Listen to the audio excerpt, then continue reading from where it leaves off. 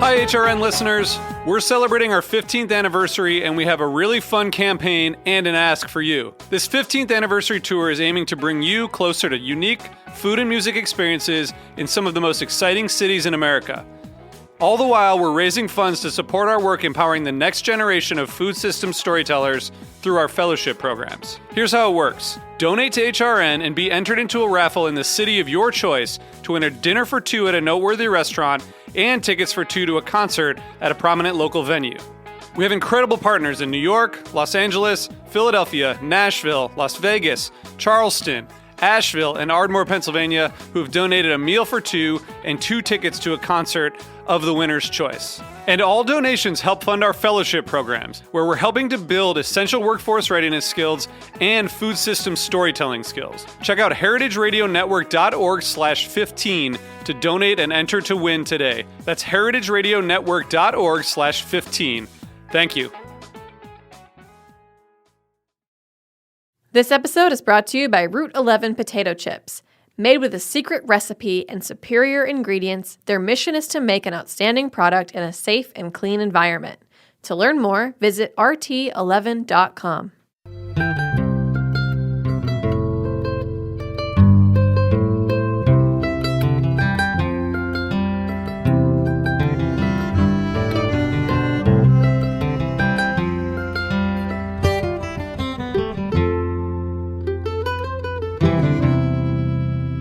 All right, hello, this is Lisa Held, and you're listening to The Farm Report, a Heritage Radio Network show about the people, processes, and policies that shape how food is produced today. My guest today is John Shaw, the owner of Karma Farms, a diversified vegetable farm in Moncton, Maryland. John, thanks for being on the show. Thanks for having me, Lisa. So, I'm thrilled to be doing this interview for a few reasons. First of all, I think it's the first interview I've done with a human in person in months. So that's very exciting. I should say to listeners, we're sitting outside, socially distanced, and there's a little bit of wind. So you might hear a little bit of the wind coming through, but just try to picture the fact that we are actually at a farm. Yeah, John, do you want to tell people what we're looking at right now? Yeah, right now, just so you know, we're 6 feet apart and the microphone is 3 feet from both of us. And we are looking at most of my farm. We farm about a little over 4 acres right now under cultivation, and we're looking at several hoop houses, a nursery. We're pretty close to our tomato, eggplant, and pepper field. In the distance is our winter squash, and there's some other fields that we're preparing for fall planting of winter radish, beets, and carrots. Yeah, it's a really, really beautiful farm. And, you know, I guess full disclosure, I should tell people that also I have a different connection to you, which is that I've actually been working here part-time for the last 2 months, I guess. Now. About that, yeah. It's been such a great experience. And yeah, so we've got a lot in common. So John, we could talk about a lot of things. This season of the show has been primarily about the pandemic, like everything else, unfortunately. But specifically about how COVID-19 has affected farms and farmers. And I think Karma is really interesting because before the pandemic, you're really pretty much a restaurant farm. Is that right? That's right. About 4 years ago, we made call it a strategic decision in terms of how we wanted to get better at what we do and make the not only agriculturally and territorially sustainable farm, we also wanted to make it sustainable from a business perspective. And we decided we thought we were pretty good at the restaurant space, and we decided to make that 100% of our business. So we gave up our CSA. We stopped doing any farmers markets, and we just said we're just going to sell to restaurants. Yeah. So it's pretty much 100% restaurants. It's like last 98%. Year? Wow. Yeah. Yeah. So tell me, like, when at the beginning of the pandemic, when everything just shut down, like, what was that day like for you? It was a little bewildering, Yeah. a little scary. What we found was that, some of the people that we were doing business with continued to do business as an essential service, doing carry-out business. So there was a low level of activity, and we were really lucky in that it happened at a time which is one of our lowest productivity times on the farm. Right. And it just so happens that things coincided where when we came into the high season, things to some extent opened back up, or at least more people figured out how to do more business through a combination of home delivery, carry out, setting up markets, and also doing, now there's some outdoor seating taking place. Right. Yeah, I guess a few months, so it would have been like March, right? And that's probably the month that is the middle of March is when, the storage crops are gone. It hit the fan, and our productivity is down. We have some because we have hoop houses and we do some indoor hydroponic production, but we were able to sell all of that. Our main indoor production is lettuce, and for some reason we didn't really have any problem selling that into places that were doing carry out. Huh. So, but despite the fact that it was kind of a low production period, you were thinking about, okay, what's going to happen, right? And you did decide to start a CSA, right? Right. We started the CSA because we have more off-season production than most local farms. We put the word out, and we went from 0 members to 90 overnight. So because we were the only ones offering the CSA in the middle of March. It's faded because a lot of the people that we didn't make the people sign up for the whole season. It was basically you could sign up for a month, or you could just buy week to week. So it's gone down some since the initial sign up, because a lot of those people had already signed up with other farms for the main season CSA. Fortunately, it also coincided with a pickup in the restaurant business. Right. So do you, what are things like now? I mean, now it's been a few months. I don't know why it's happened, but we have almost twice as many customers as we had before the pandemic started. Now, the average customer order is much smaller than it was, but we're around even for where we were last year, obviously without the pandemic. Because we have so many more customers. We've picked up, just recently, they've walked in the door. I don't know where they came from, but we've picked up a couple private clubs, and they're sort of pandemic resistant because the food service component, people come, they have a lot of outdoor space, and the clubs make their money through dues, not so much through the food, and they're busy. So we have them.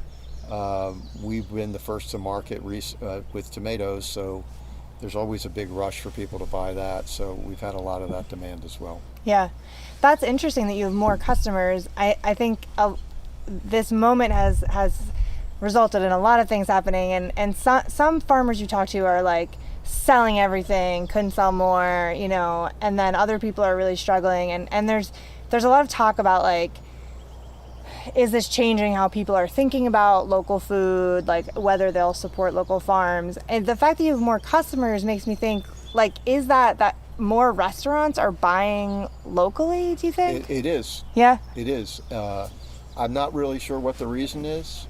I don't know if there has maybe been some disruption in the kind of the industrial food chain now and then.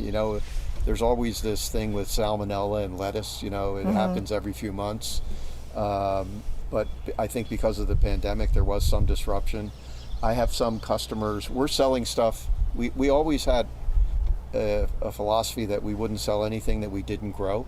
But we've had customers come to us and say, our egg suppliers won't provide us eggs anymore. So can you get us eggs? And we found a good place, and we resell eggs now. We're starting to sell some foraged mushrooms, which we never did before.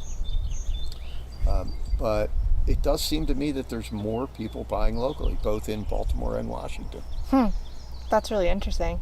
And did you change, when everything happened, did you change your crop plan at all? Like, did you decide to plant differently knowing that it might not be so much restaurants? Or Right. We thought about it. The thing is that most of the crop plan for the main season was done and already mostly planted, Yeah. a lot of it indoors, like by the time the pandemic came. So, our tomatoes were planted, our peppers, our eggplant. The only thing that wasn't planted were cucumbers and squash and beans. So we decided, since we didn't know what was going to happen, that we would figure out some way to sell it. So we just stuck with our plan. Yeah.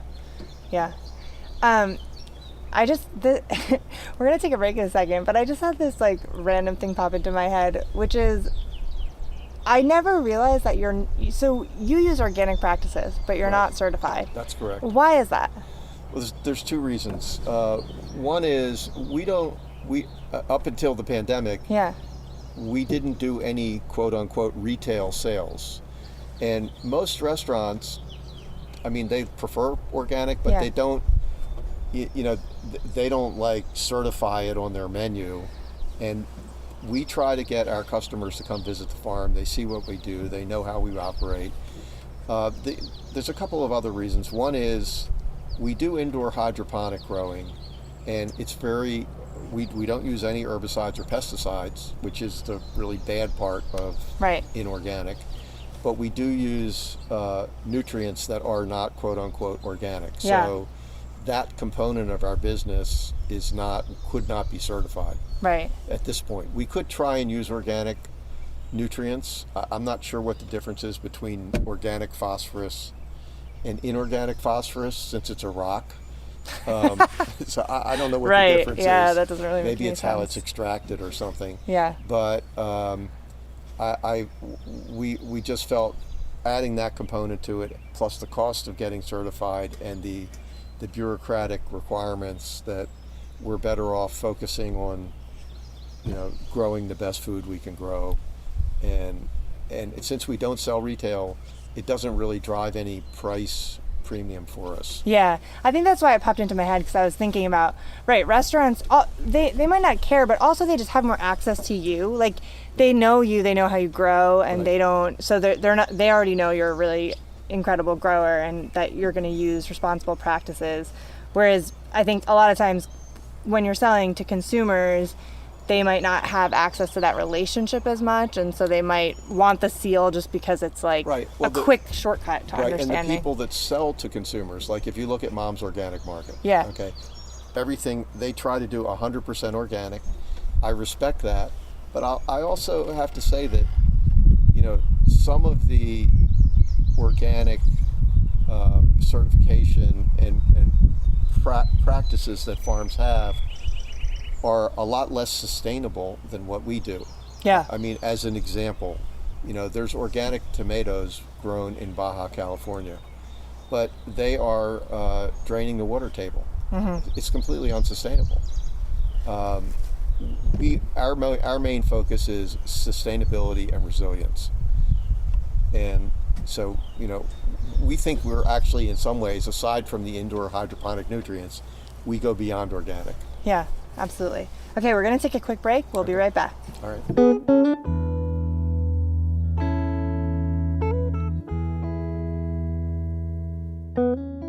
This episode is brought to you by Route 11 potato chips. From the moment Route 11 dropped their first batch of chips back in the early days of 1992, they understood their destiny as a high-quality producer. Instead of succumbing to the frenzy of mass production, they took advantage of their small size and made chipping a personal art form. The payoff was immediate, an incredible potato chip. With a secret recipe and superior ingredients, their mission is to make an outstanding product in a safe and clean environment. In this world of uncertainty that we live in, Route 11 potato chips believe comfort food can be just that. Know where your food comes from. To learn more, visit rt11.com.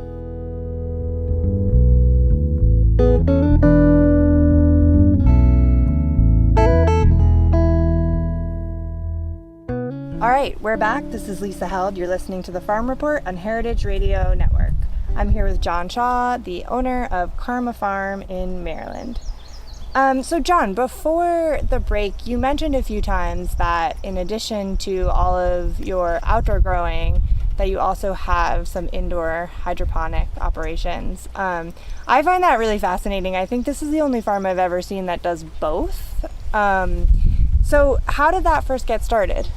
It got started because my son did a paper in college on hydroponics and in general, and then he was further looking at indoor hydroponics, and effectively he kind of talked me into making an investment and creating a job for himself. Smart kid, Yeah. wow. Entrepreneurial, convincing. So that's how it got started. Okay. Because we have this restaurant focus, and we intend to continue with that, because we assume sooner or later life will hopefully get back to almost normal. There's a lot of, even the most dedicated local buyer restaurants, farm-to-table restaurants, there are things that they want that they can't get in the wintertime, especially like things that are green. And that was part of the reason we decided to make the investment. There's also a lot of things that are very hard to grow in this climate, the Mid-Atlantic, except for maybe a few weeks a year, that tend to be specialty items that are flavor enhancer type items that are easy for us to grow in an indoor hydroponic environment because it has a very consistent temperature and humidity. The plants like it a lot. They're not heavy light demanding plants. I mean, they need light obviously, but they're not like fruiting crops, Right. that need really a lot of sunlight. So they're easy to grow. They're specialty items. We can get a pretty good price for them because nobody else has them. Like what? Give me some examples. Like we grow all year long, we grow chervil. That's, French herb. In Maryland, you might be able to get it for 3 weeks in the spring and maybe 2 weeks in the fall. Right. We grow bronze fennel. We grow wasabi arugula. They're just weird little things that chefs really love. I mean, it's taken us years to develop the list, so I'm not going to tell you what it all is. Right. but it's pretty effective, and we shut that unit down because of the pandemic and because of the fact that we needed to clean it, really do a thorough deep clean on it. And we have a lot of people that are like, we want our borage flowers. Okay, well, okay, give us a few more weeks and we'll get you borage flowers. Right. Well, so, and when you say that unit, we're sitting right next to one of the hydroponic units, and you have two. Right. So this one grows mostly herbs, right? Right. And then herbs and flowers, Okay. and just really specialty crops. Okay. And then the other one is just all greens, right? It's all lettuce. All it's 100% lettuce. Okay. Yeah. And so, do you grow any of the crops that you grow in the indoor units? Do you also grow, like, are there any crops that you do both inside and outside? Well, for a while we stopped growing outdoor lettuce, but because we started the CSA, we are growing lettuce outdoors again. Okay. So we're doing both because we've had just really trips. We can't grow enough lettuce. And again, in Maryland, you can get lettuce. I mean, you can do a lot of season extension with lettuce with hoop houses, but it's pretty limited. It's really hard to grow lettuce when it's really hot, and you can't grow lettuce when it's freezing outside. So we have it 52 weeks a year, and people like it. And there's other advantages to it, like when we ship our product out of our hydroponic units, we are shipping a living product because it's rooted. Okay. So it has a better shelf life. When you cut a head of lettuce, if you wash it and put it in a cooler right away, maybe it's going to last 5, 6, maybe 7 days. A rooted lettuce will last 2 or 3 weeks. Yeah. Yeah. What do you think about the flavor difference between the lettuce in the field and in the... Yeah. Be honest. I'm Okay. curious. I don't think I've tried them side by side. Right. Well, it really, the flavor profile from outdoor lettuce changes a lot depending on temperature. So eating lettuce outside in the middle of from out the outside in the middle of the summer, it's going to get pretty bitter. I think that the indoor lettuce is somewhat bland. But super consistent, probably. It's consistent. Yeah. It has a nice texture. It looks good, and that's kind of part of the lettuce game. Yeah. So you might find a chef that says, I only will do outdoor. I have a lot of chefs that say I only want your indoor stuff. So because it's really fresh, because right. it's living. So it depends on what you want. Yeah. And when you were talking earlier about, the farm, the sort of idea you have for the farm is that, for it to be sustainable and resilient, that, maybe organic isn't necessarily the most important thing, but this overall idea of sustainability. How do you apply that to the indoor growing? Like, what are some of the factors you think about? Well, as far as the indoor growing, there's one really negative factor to it, which is it uses a lot of electricity. Right. And at least for the unit that we have out here on our more rural farm, we have a 76 panel solar installation that more than supports the electrical consumption for the farm. Yeah, it's right behind us. Right. Now, that's really the only negative. The positive is that it uses about a 30th of the amount of water that you use with outdoor irrigation. Yeah. Because really no water leaves the system except if it's in the leaf of a plant. So you don't have runoff, you don't have water loss. So that's, and then there's also the aspect of organic farmers are constantly using plastic mulch to control weeds. We don't have weeds indoors, right? So we don't have to worry about using plastic to control them. Very rarely do we ever get any insects in our hydroponic unit. So we don't use even any OMRI approved pesticides generally. Right. There's occasional, we might have something, but we're constantly monitoring it with the yellow stickies tape. That reminds me of another interesting thing that you do, which is introduce a lot of beneficial insects to the farm. Yeah. And I think were you breeding them even? We are breeding one particular insect. We actually breed it in the hydroponic unit. We buy most of the insects that we use. Okay. We'd like to breed more, but there's only so many hours in a day. Yeah. So we have a pretty sophisticated IPM program. It's actually sort of the brainchild of my son, and he's done a lot of independent study, and we do trap cropping, we do beneficial insects, we do use some OMRI approved pesticides if we have to, but we only do that outdoors. And we're pretty proud of how clean the farm is because of that. Yeah. When you're deciding which, I think, I could probably do a whole show on IPM, but like when your son, Nat, or you are figuring out which kind of insects you need on the farm to control pests, do you have to, are you looking for the actual pests themselves before you decide? Do you have to identify which pests you have, or do you just do it based on the plants because you know that certain pests are going to be attracted to those plants? We mostly do it based on the history of what we've observed here from the perspective of what insects come here. Okay. Here's an example of not IPM, but just I think it's a smart thing to do, which is we have hoop houses in our rural farm and we have hoop houses in the city. And we have a terrible problem in our rural farm with cucumber beetles, and they're tough to deal with. And so we grow almost all of our cucumbers in the city. And it seems like cucumber beetles really don't like hanging out in the city. They don't like Baltimore. They only like north of the city. Okay. They're suburbanites. They like horse country. Yeah.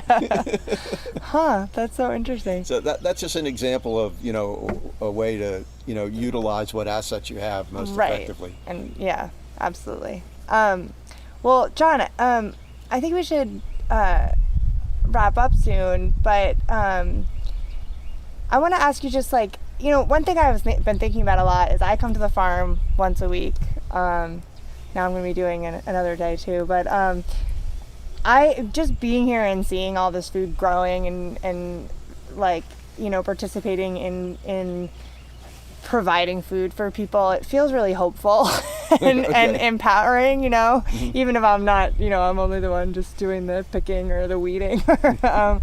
But it does, like, there's something about, I think, a productive farm like this that just feels really hopeful. And right now, in this moment we're in, not a lot of things feel that way. I agree. Yeah. So I just want to ask you, do you feel hopeful for the future? Like, what are you thinking about when you think of Karma Farm's future in this kind of weird new world we're living in? Yeah, I mean, I try not to think about it. That's one way of going about it. Right, because everything is so, it's impossible to make any kind of forecasts or predictions because everything seems to be changing so fast. Yeah.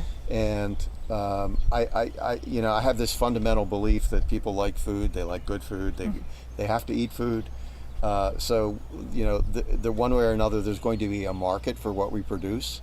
Beyond that, it's hard for me to know. You know, is there going to be another lockdown in Maryland? Is it, you know, is it going to bounce back here? When's the vaccine coming? Is it coming? Right. You know, all those kinds of things. So, I really mostly we do long-term planning in terms of, you know, what kind of capital investments we're going to make next. But we have to change it. Like, we were actually planning on building a heated greenhouse right behind you. Oh, really?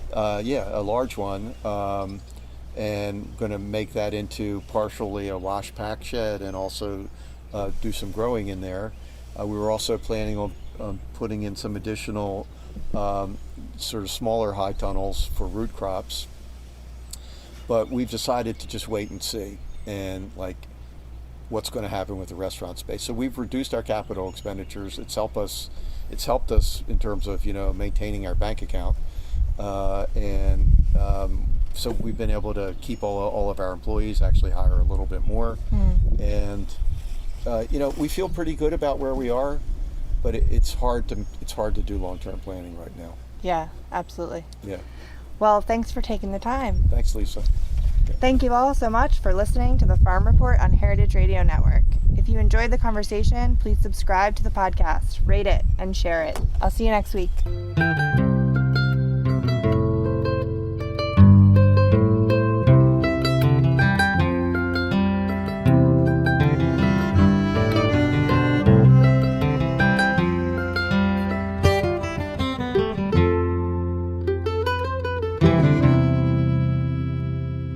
The Farm Report is powered by Simplecast. Thanks for listening to Heritage Radio Network, food radio supported by you. For our freshest content, subscribe to our newsletter. Just enter your email at the bottom of our website, heritageradionetwork.org. Connect with us on Instagram and Twitter at heritage_radio. You can also find us at facebook.com/Heritage Radio Network. Heritage Radio Network is a nonprofit organization driving conversations to make the world a better, fairer, more delicious place. And we couldn't do it without support from listeners like you. Want to be a part of the food world's most innovative community?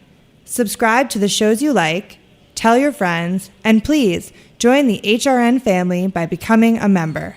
Just click on the heart at the top right of our homepage. Thanks for listening.